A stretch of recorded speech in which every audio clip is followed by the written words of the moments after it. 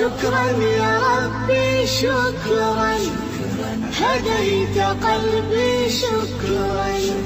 Bismillahirrahmanirrahim. Assalamualaikum warahmatullahi wabarakatuh.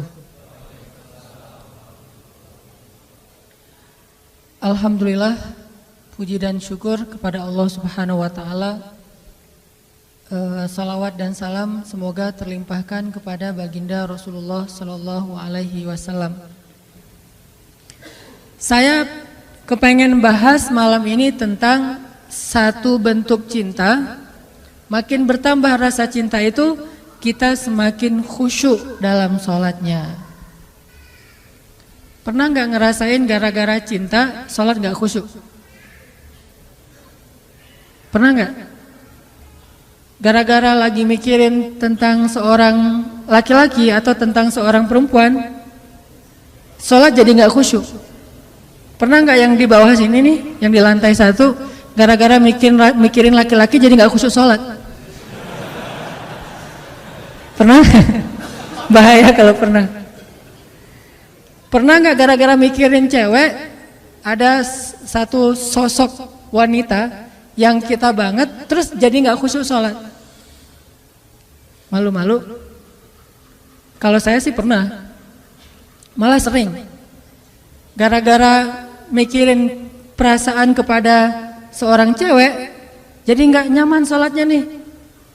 Gara-gara habis ngelihat foto cewek, jadi nggak nyaman sholatnya. Saya mah sering banget kayak gitu. Dan cewek itu adalah istri saya sendiri. Kan enak ya, nggak perlu malu-malu. Makanya nikah. Gara-gara lagi ada masalah sama cewek yang kita sayangin, sholatnya nggak khusyuk. Malah agak-agak terkesan tell me gitu. Pas orang ngomong kita ya, tapi kita nggak konsen, lagi mikirin yang lain. Kenapa makin besar rasa cinta kita kepada seseorang itu kalau terganggu sedikit, buat kita nggak khusyuk di dalam sholat. Bahkan semakin besar dan menggebu-gebunya perasaan kita kepada seseorang yang belum halal, malah buat kita nggak khusyuk dalam sholat. Saya nggak percaya kalau ada orang yang bilang sejak ketemu dia saya jadi lebih khusyuk dalam sholat, bisa tahajud. Ini namanya talbis. Tahu talbis? Talbis itu kalau dalam bahasa kita tipu daya iblis. Dia bikin cinta yang terkesan syariat. Mana cinta yang terkesan syariat? Cinta yang dibumbui dengan nasihat untuk tahajud. Cinta yang dibumbui dengan nasihat untuk baca Quran. Cinta yang dibumbui dengan nasihat ikut ta'lim bareng yuk gitu.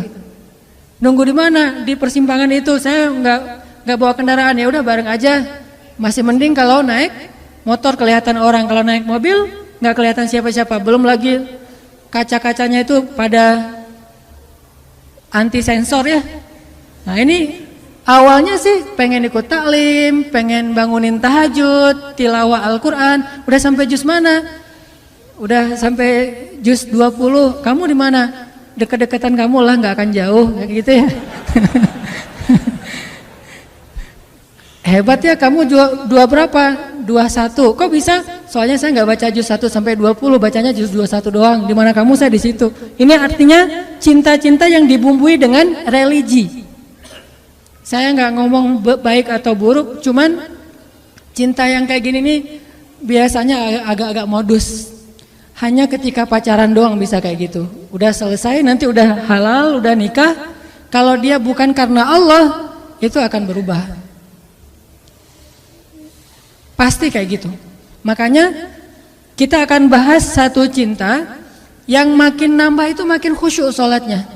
Yang makin nambah cinta itu makin buat kita bersemangat beramal soleh. Yang makin nambah cinta itu buat kita semakin istiqomah. Yuk kita baca Al-Quran dulu, coba teman-teman buka surat At-Taubah ayat 24.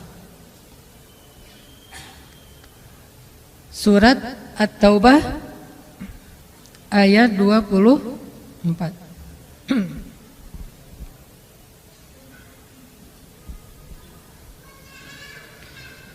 أعوذ أعوذ بالله من الشيطان الرجيم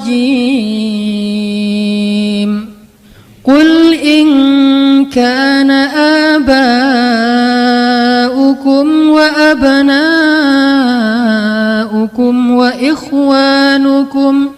وإخوانكم وأزواجكم وعشيرتكم وأموال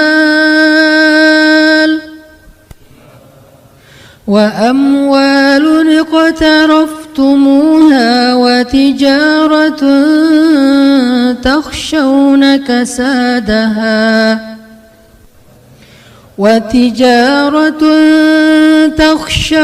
كسادها ومساكن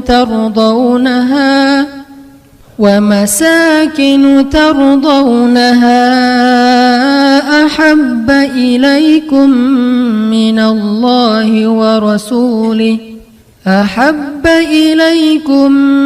الله ورسوله وجهاد في سبيله فتربصوا حتى يأتي الله بأمره والله لا يهدي القوم الفاسقين. Katakanlah, jika ayah-ayah, anak-anak, saudara-saudara, istri-istri, serta keluargamu, harta kekayaan yang kamu usahakan, perniagaan yang kamu khawatirkan kerugiannya, dan tempat tinggal yang kamu sukai, lebih kamu cintai daripada Allah dan Rasul-Nya, dan dari berjihad di jalan Allah, maka tunggulah sampai Allah mendatangkan keputusannya kepadamu. Dan Allah tidak memberi petunjuk kepada orang-orang yang berbuat kefasikan. Shadaqallahul Azim. Teman-teman yang dirahmati Allah Subhanahu wa taala, ayat ini menjelaskan kepada kita tentang resiko kalau kita mencintai sesuatu melebihi cinta kepada Allah dan Rasul.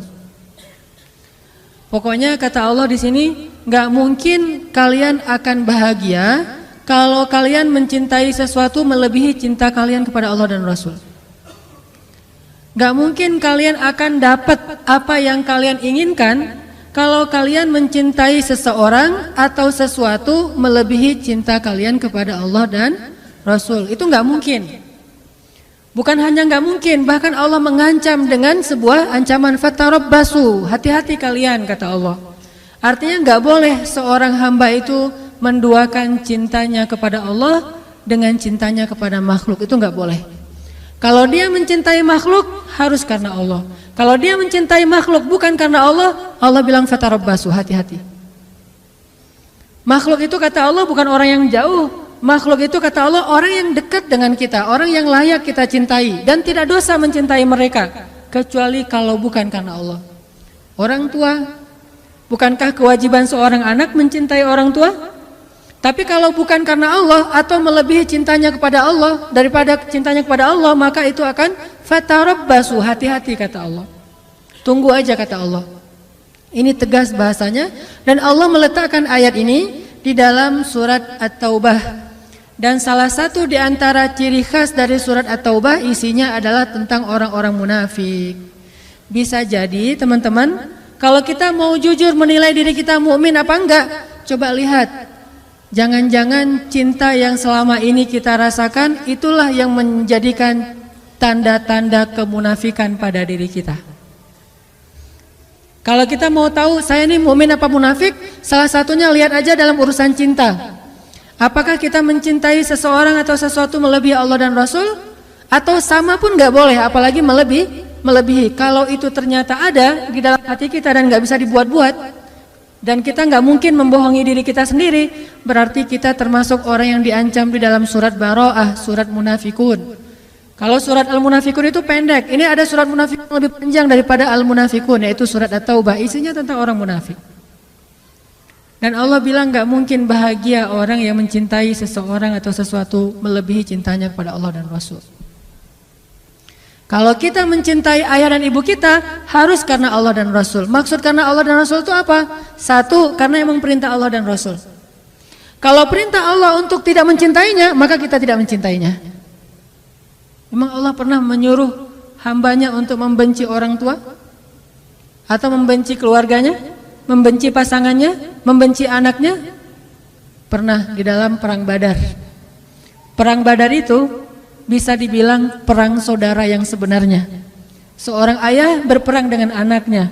Ayahnya di pasukan kaum musyrikin, anaknya di pasukan kaum muslimin. Pamannya di pasukan kaum musyrikin, ponakannya di kaum muslimin. Saudara kakaknya di kaum musyrikin, adiknya di kaum muslimin, dan itu banyak. Salah satu yang terkenal adalah Abdullah bin Suhail. Ayahnya di barisan orang-orang Abu Jahal, anaknya di barisan Rasulullah SAW. Sehingga banyak yang terjadi adalah seorang ayah membunuh anaknya atau anaknya membunuh ayahnya. Dalam kondisi seperti itu Allah menyuruh membuang rasa cinta kepada keluarga, karena cinta kepada Allah lebih berharga daripada cinta kepada siapapun. Siapa mereka yang memusuhi kaum muslimin, yang menzolimi kaum muslimin, yang memfitnah kaum muslimin, yang memerangi kaum muslimin? Tetapi jika mereka hanya berbeda agama, tidak memerangi kaum muslimin, maka Allah menyuruh kita berbakti kepada mereka walaupun mereka beda pemahaman dan ideologi dengan kita. Ini namanya cinta karena Allah. Jangan mentang-mentang orang tua kita sama muslim sih, cuma mungkin beda pemahaman agama. Yang satu agamanya setelah belajar di taklim, yang satu lagi dulu belajarnya dan lebih banyak campuran budaya. Terus akhirnya kita jadi nggak mencintai lagi orang tua kita, banyak menghujat, banyak mendebat. Itu bukan karena Allah, walaupun alasannya agama, tapi itu bukan karena Allah. Allah tetap menyuruh kita untuk wala taqul lahuma uffin. Allah tetap menyuruh kita untuk wa ashiruhunna bil ma'ruf, berbuat baik kepada istri kita, kepada anak kita, walaupun mereka mungkin belum menjadi orang yang taat. Karena itu beda lagi urusannya. Makanya cinta karena Allah itu pertama cinta karena perintah Allah. Siapa yang harus dicintai, siapa yang tidak perlu dicintai. Siapa yang kalau kita mencintainya berpahala, siapa yang kalau kita mencintainya malah berdosa. Ini cinta karena Allah.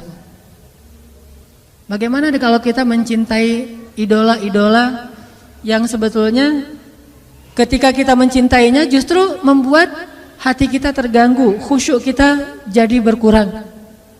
Mencintai seseorang yang kemudian kita tiru perilakunya yang tidak baik, berarti bukan karena Allah. Cewek-cewek misalnya ikut konser seorang